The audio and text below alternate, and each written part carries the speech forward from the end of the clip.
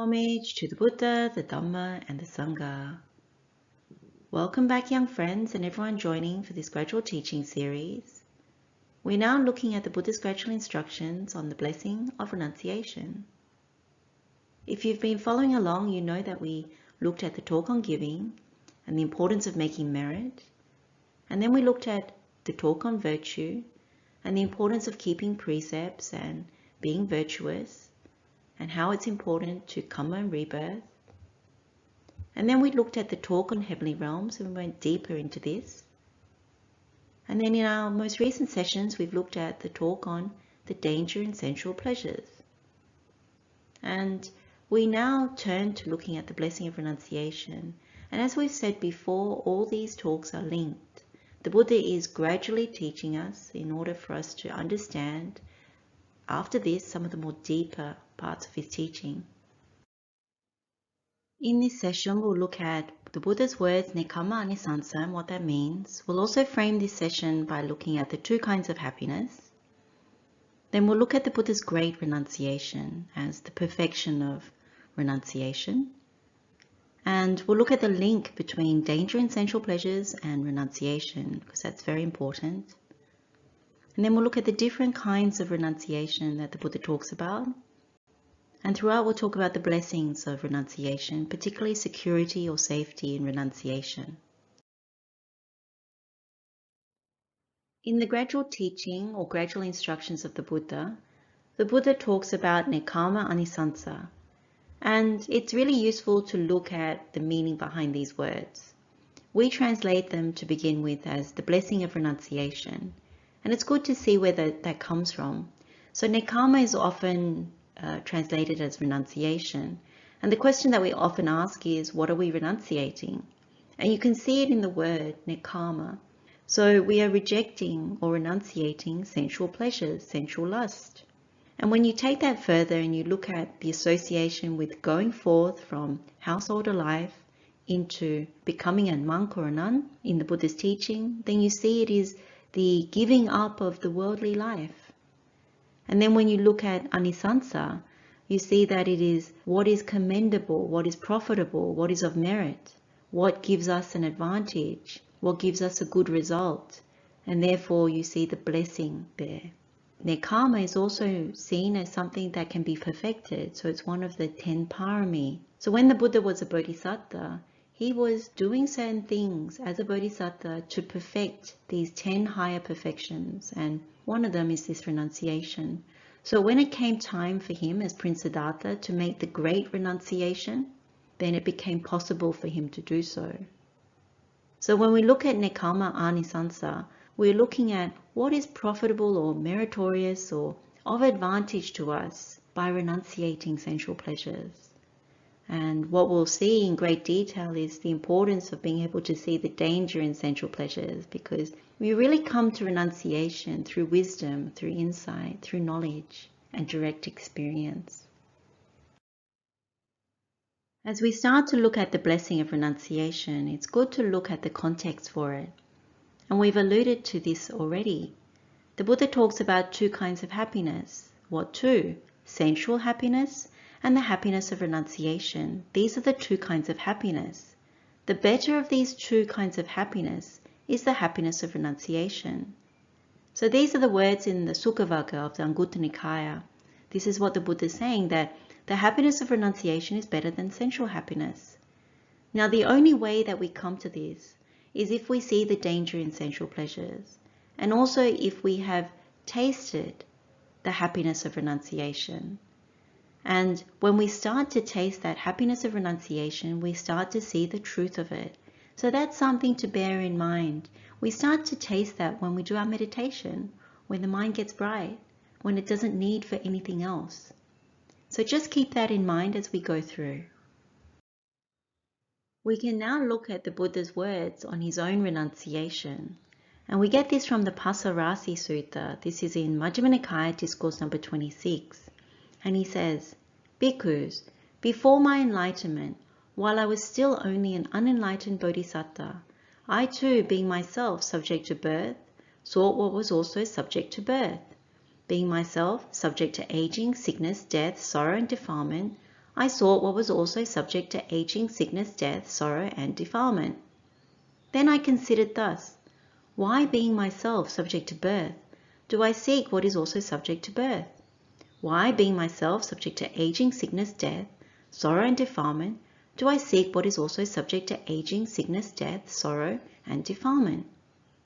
Suppose that, being myself subject to birth, having understood the danger in what is subject to birth, I seek the unborn supreme security from bondage, nibbana. Suppose that, being myself subject to aging, sickness, death, sorrow, and defilement, having understood the danger in what is subject to aging, sickness, death, sorrow, and defilement, I seek the unaging, unailing, deathless, sorrowless, and undefiled supreme security from bondage, nibbana. Later, while still young, a black-haired young man endowed with the blessing of youth, in the prime of life, though my mother and father wished otherwise, and wept with tearful faces, I shaved off my hair and beard, put on the yellow robe, and went forth from the home life into homelessness. After leaving the palace life, the Buddha was offered many different opportunities, different worldly opportunities, but he didn't take any of them up, because in his words he says, having seen the danger in sensual pleasures, having seen renunciation as security, I will go for the purpose of striving. It is here that my mind delights. And so having given up all those worldly pleasures, all the power, entertainment, lavish settings, all the things that he was given as the prince, and knowing that he would have become the king eventually, he gave all that up because he could see the danger in having all those things, that it would still be pursuing birth, old age, sickness, and death, that it's still the same cycle, only to end in more suffering over and over again. And so instead what he saw at that moment was that renunciation was better, renunciation of worldly life, and to look for the answer somewhere else. So even though he was offered many other worldly opportunities, he already had that. And so he didn't select that as the option. He went searching for a better answer, a better outcome. When we hear the Buddha's words in the Sukhamala Sutta, he says, while I was dwelling thus, having known the state without acquisitions, I overcame all intoxications, intoxication with health, with youth, and with life, having seen security in renunciation. Zeal then arose in me, as I clearly saw nibbana. Now I am incapable of indulging in sensual pleasures. Relying on the spiritual life, never will I turn back. And so, when the Buddha realized full liberation, perfect enlightenment, he completed seeing the supreme security in renunciation. He understood that if you're intoxicated with health, that means you're not seeing that we are prone to sickness. If you're intoxicated with youth, you're not seeing that we are prone to old age. And then when it comes to life, when we're intoxicated with life, we don't see that death is coming. And what we do is we keep perpetuating or relying on things that are subject to these things, subject to sickness, old age, and death. When we are strongly attached to people, to material things, to experiences, we don't see all these things. And so when he saw this very clearly, when he had led the life of a renunciant, an ascetic, without any defilements, without clinging to anything, that's when he could see with insight, with his direct experience, and then achieve or attain, realize perfect enlightenment. And so at that point, he was no longer capable of indulging in sensual pleasures. He fully saw the danger of them. So nothing in the world, such as mansions or power or fame or anything like that, would shake him, because he understood that the freedom from all suffering, the whole mass of suffering, was in nibbana.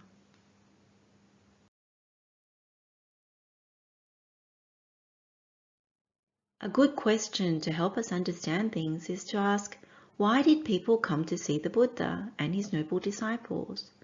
And the answer is very much about renunciation. The Buddha and his noble disciples left the worldly life and became renunciants, leading the life of renunciation. And everyone that came to see the Buddha and the noble disciples could see the blessings of renunciation, the blessings of Nibbana. And so all their questions were around, how did you achieve this peace and calm, this detachment from the world? And the Buddha would teach. So very much when you contemplate that, you can see, wow, there's something there. And we can all understand that, because that is why we turn to the Buddha's teaching. When we struggle with the stress and strains of the world, when we struggle with studies, with work, with relationships, with all the different things, a lot of this stems out of sensual pleasures, delighting in sensual pleasures, clinging to sensual pleasures. And so we come to the Buddha and we ask the very same questions that these people would have asked. Why is this happening? And how can we get out of this whole mess of suffering? And so we see that in the Buddha, he is the embodiment of the blessings of renunciation, the supreme sanctuary of renunciation, of Nibbana. A good example of a layperson coming to ask about renunciation is in the Tapussa Sutta. This is in Anguttara Nikaya, chapter 9, discourse number 41. And householder Tapussa approaches Venerable Ananda and says to him, Bhante, Ananda, we laymen enjoy sensual pleasures, delight in sensual pleasures, take delight in sensual pleasures, and rejoice in sensual pleasures. Renunciation seems like a precipice to us. I've heard that in this Dhamma and discipline, there are very young bhikkhus whose minds launch out upon renunciation and become placid, settled, and liberated in it, seeing it as peaceful. Renunciation, Bhante, is the dividing line between the multitude and the bhikkhus in this Dhamma and discipline. And then Venerable Ananda says, this householder is a subject that we should see the Buddha about. Come, let's go see the Buddha and report this matter to him. We should retain the Blessed One's explanation in mind. And so Tapussa agrees, and they go and see the Buddha. Now what's interesting about this particular question is how Tapussa says that they enjoy sensual pleasures. So householders, very obvious, we all enjoy sensual pleasures. But he says renunciation seems like a precipice to us. So it's almost like standing on the edge of a cliff or looking out onto an abyss, something like that. And so with trepidation, most of us, we look out and we think, renunciation is not for me. I don't know what that's about. It seems too hard. It seems that the happiness of renunciation doesn't seem like it would be better than the happiness from sensual pleasures. So we come back to the two kinds of happiness we were talking about at the beginning.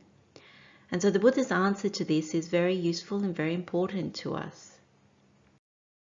When Tapussa and Venerable Ananda explained to the Buddha why they had come to see him, the Buddha says, so it is, Ananda, so it is, Ananda. Before my enlightenment, while I was just a bodhisattva, not yet fully enlightened, it occurred to me too, good is renunciation, good is solitude. Yet my mind did not launch out upon renunciation and become placid, settled, and liberated in it, though I see it as peaceful.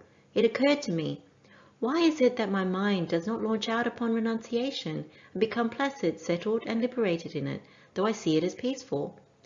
Then it occurred to me, I have not seen the danger in sensual pleasures, and have not cultivated that insight. I have not achieved the benefit in renunciation, and have not pursued it. Therefore my mind does not launch out upon renunciation and become placid, settled, and liberated in it, though I see it as peaceful. Then, Ananda, it occurred to me, if having seen the danger in sensual pleasures, I would cultivate that insight, and if having achieved the benefit in renunciation, I would pursue it. It is then possible that my mind would launch out upon renunciation and become placid, settled, and liberated in it, since I see it as peaceful.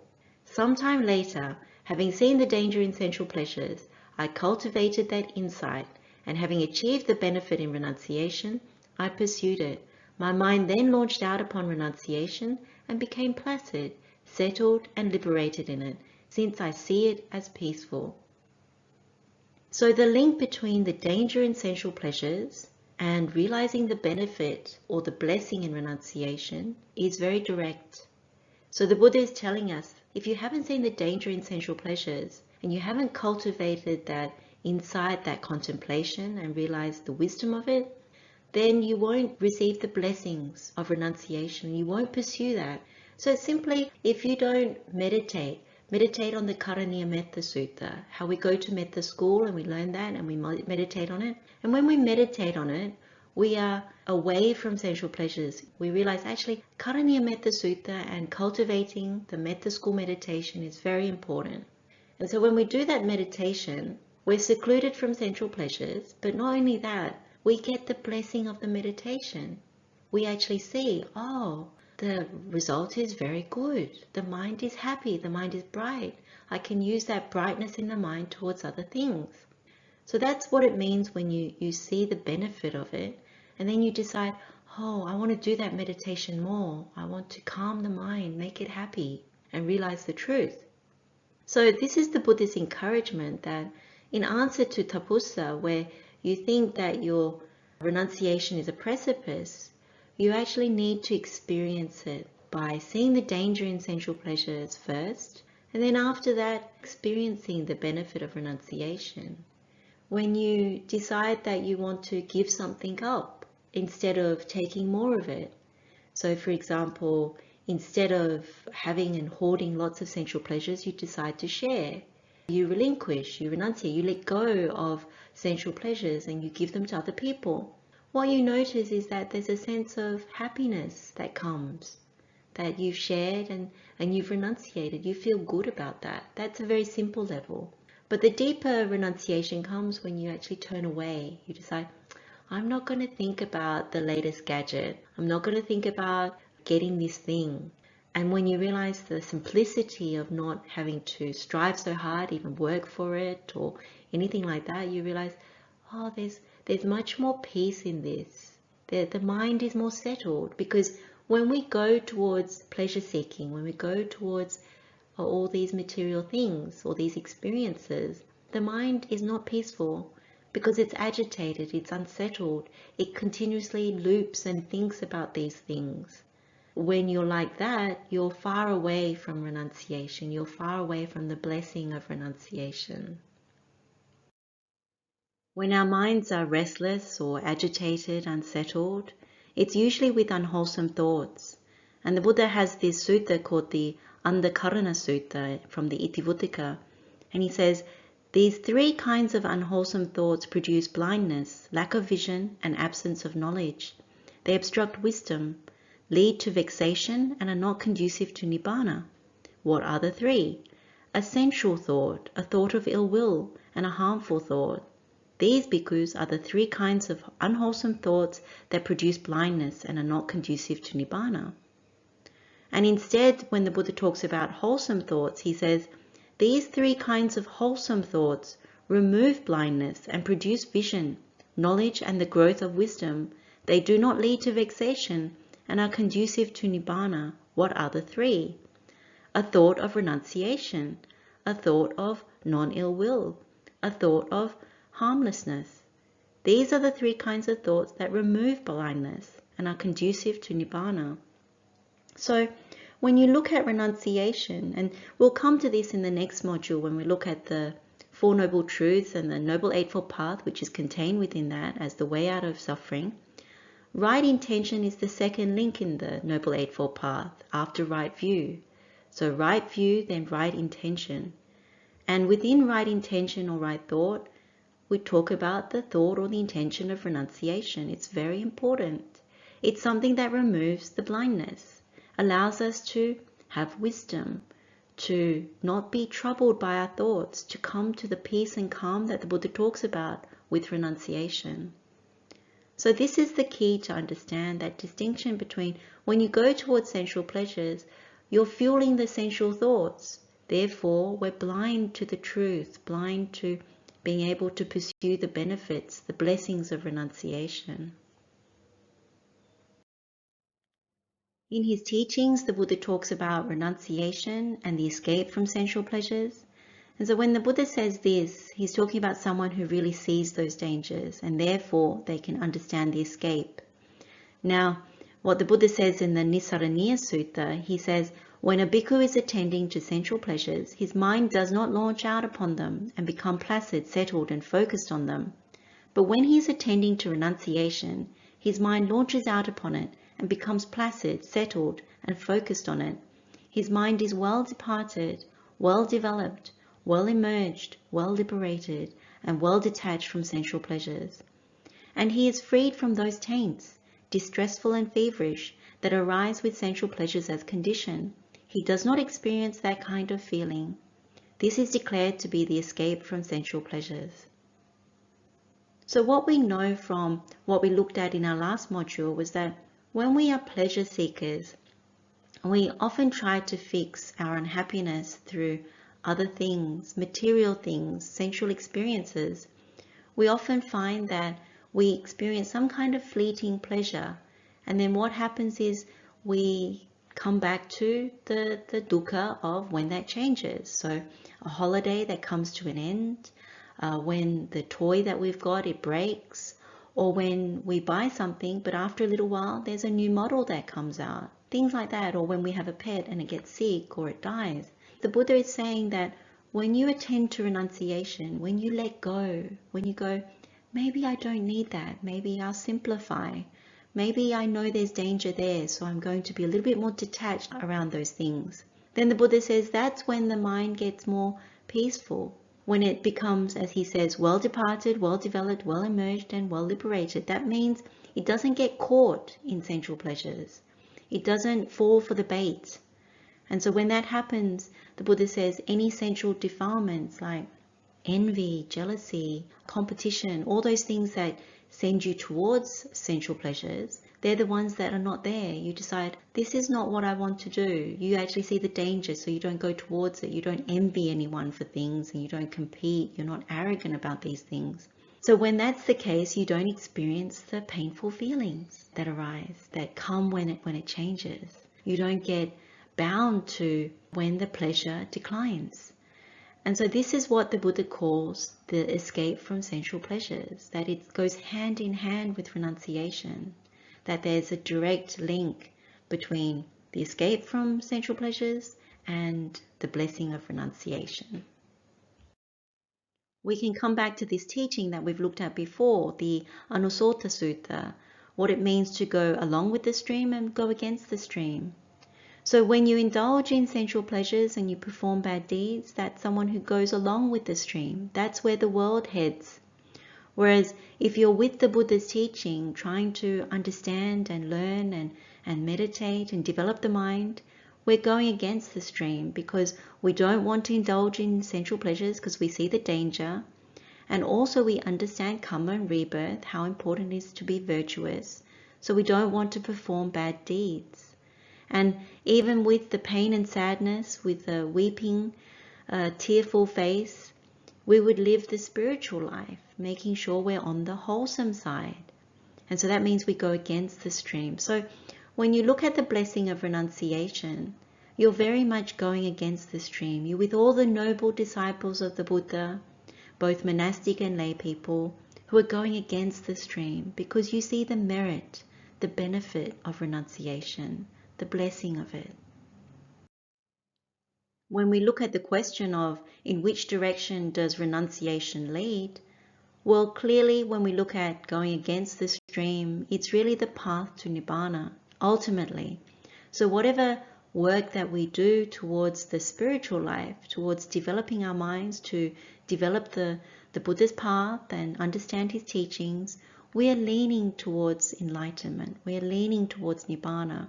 Everything else that is indulging in sensual pleasures and making the mind unhappy and going along that way, going towards birth, going towards aging, going towards sickness, and of course death, that's all the worldly aspects of it. And so Buddha is telling us that there is something that is more secure, more safe, that offers security. And so when you look at the true blessing of renunciation, it is ultimately Nibbana. We've briefly touched on the different kinds of renunciation. We've spoke at the beginning about the Buddha's great renunciation, and we've touched on monks and nuns a little in terms of going forth from worldly life to become ascetics under the Buddha's Dhamma and Vinaya. And also we've talked a little about lay renunciation as well, but we're going to talk a little bit more here. So the Buddha's Great Renunciation is called the Great Renunciation because in his life leading up to becoming the Buddha, in his past lives, he was perfecting different qualities. So we know about the 10 paramis, the 10 higher perfections. So renunciation was one of those qualities or perfections that he undertook many, many times in order to then be able to do the great renunciation as Prince Siddhartha, leaving the palace life and then going forth, looking for answers, looking for different teachers, not finding those answers, and then ultimately perfecting enlightenment all on his own, and then sharing that with the rest of us for the benefit of all of us so that we can find supreme sanctuary or safety. And then you find that he also left the Dhamma and the discipline, the Vinaya, so that others could ordain. So you can ordain as a monk or a nun and lead that spiritual life. Almost, you could say it's the fast track to Nibbana. And then you have lay householders who are unable to go forth. We have different responsibilities and different conditions, so we haven't gone forth. But there is still things that we can do as lay disciples of the Buddha to walk this path and to see the danger in sensual pleasures, and then to then go towards renunciation. And so we're going to look a little bit more about both monastic and lay renunciation. When we go to King Milinda's questions in the minor discourses, he has a very interesting question about the aim of monastic renunciation, the going forth. And the king asked Venerable Nagasena, "What is the object, sir, of your renunciation? And what is the highest good at which you aim?" And Venerable Nagasena's answer is this: "Our renunciation is to the end that this suffering may cease, and that no further suffering may arise. The complete passing away without grasping to the world is our highest aim." And then the king goes on to ask, "Is this the reason that all members of the Sangha ordain?" And then his answer is certainly not. Some ordain for those reasons, but others also ordain because they want to leave the world, because they have fear or terror at the tyranny of the leaders or the kings. Some also join because they want to be safe from being robbed, safe from being harassed by debt. And some also join because they want to gain a livelihood. And then the king asked Venerable Nagasena why he joined. And his answer is basically that he joined as a little boy or mere boy. And at the time, he didn't really know the ultimate aim. But he thought that if he joined, he would be around the wise scholars, the Buddhist samanas, and they'd be able to teach him. And so he has been taught by them, and now he knows both the ultimate aim and more. And so he understands that the blessing of renunciation. And so that's a really nice way of looking at it, that when you come initially, for some people, you don't ordain into monasticism with the true understanding. Some ordain for very good reasons and some for mixed reasons. But if you apply yourself to the Dhamma and discipline, then you can realize the true blessing of renunciation. And this was a really wonderful thing that the Buddha has set out. When you look at the relationship even between lay people and monastics, it's a very beautiful relationship and one that supports each other. So lay people support monastics in being able to fast track and attend to true renunciation and the real pathway to Nibbana. But at the same time, renunciants, they support lay people in encouraging, making sure that they make merit, making sure that they're encouraged towards developing the path and to make the most of this lifetime. And so in a very functional way, when it's working, it's a very healthy and unique, very strong relationship. When it's infused with wisdom, with virtue, with all the good qualities, then it's a very good relationship. But as we know, when the Dhamma declines, when the Sangha declines, when the faith and conviction in the Buddha Dhamma Sangha declines, then it's fraught with many challenges. But ultimately what we know is that the aim of monastic renunciation, it's a very noble one, very beautiful one. And we have lots of gratitude to the Buddha for putting this in place. And it still lasts after almost 2,600 years. So it's quite a marvel in that respect. When we look at the renunciation of our householder, there are many things that we already do that fall under the banner of renunciation. So when we give dana to the Sangha, when we do charitable deeds, when we err on the side of a simple life rather than a complicated material kind of existence, when we keep our precepts, when we observe the uposatha, the Poya days, when we listen to Dhamma talks and cultivate meditation, developing the mind. So all these things are part of renunciation. Even when we go and stay in the monastery and take on higher precepts, like we live with 8 precepts and we cultivate meditation for periods of time when we go on retreat, all these different sorts of things. We are bound very much to the world because of our responsibilities, our work, our families, all those kinds of things. But there are certain things that we do as a householder that fall under the banner of seeing the danger in sensual pleasures to a certain extent. We can deepen this understanding. And the more we develop that understanding and insight, the greater we would receive the benefit or the blessing of renunciation, the more we would err on the side of simplicity.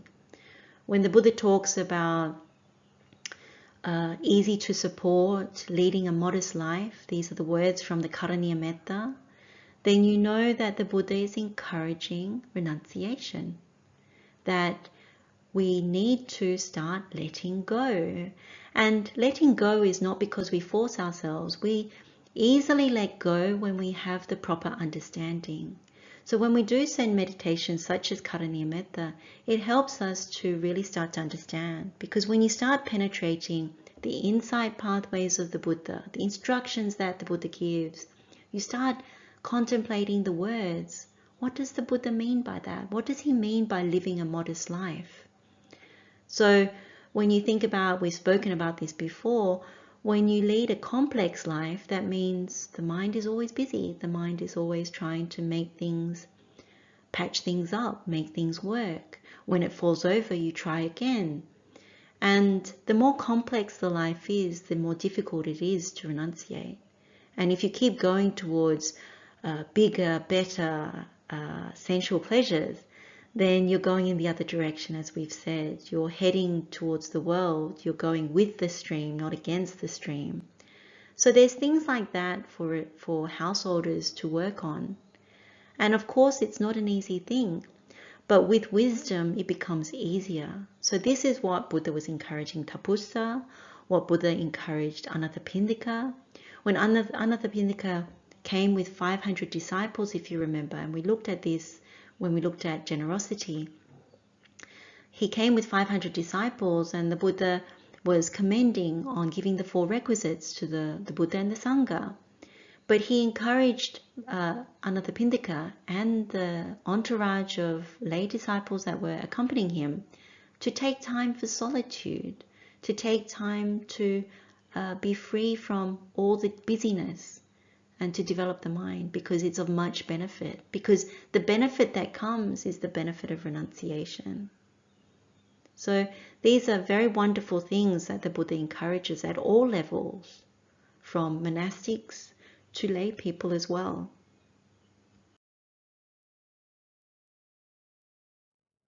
When we look at lay practice, we're always encouraged in dana, sila, bhavana. Dana being giving, sila being virtue, and bhavana being development or meditation. So in this gradual teaching series, the Buddha's gradual instructions are about all these things. And it culminates in the next module, which is the 4 Noble Truths, which includes the Noble Eightfold Path. So we are really developing the body, our speech, and our mind. We're developing the wholesome path. And when the Buddha talks about making progress and growing and developing the Noble Eightfold Path, what we learn is that the Buddha is leading us towards the higher training in virtue, the higher training of the mind, and the higher training that leads to more wisdom. So when it comes to training the higher mind, we already get a glimpse of that in our meditations, that we know that you need to be secluded from sensual pleasures secluded from unwholesome states. Then you enter into the mental absorptions, what the Buddha calls the jhanas. So right now, we know we do the Vatupama Sutta meditation, that helps us to be secluded from unwholesome states. We do that cleaning in our minds, remove the mental stains. Same with the Karaniya Metta Sutta. When we understand the danger in sensual pleasures, we take more precautions, put up more boundaries, have more restraint. We also see that in the Karaniya Metta Sutta, when we do our Metta school meditation. There are many meditations that we've already done in looking at this gradual teaching series that give us access to the mental absorptions, to these jhanas. When our wisdom grows through direct experience, or our understanding grows from cognizing what the Buddha says, out of conviction or out of really penetrating by sharpening our spiritual faculties, then you know that you start to see the blessings of renunciation. This is very important for lay people. The reason why we keep coming back to the Buddha's teaching is because we do see some benefit. We do see the profitable side of it. That's what keeps us coming back.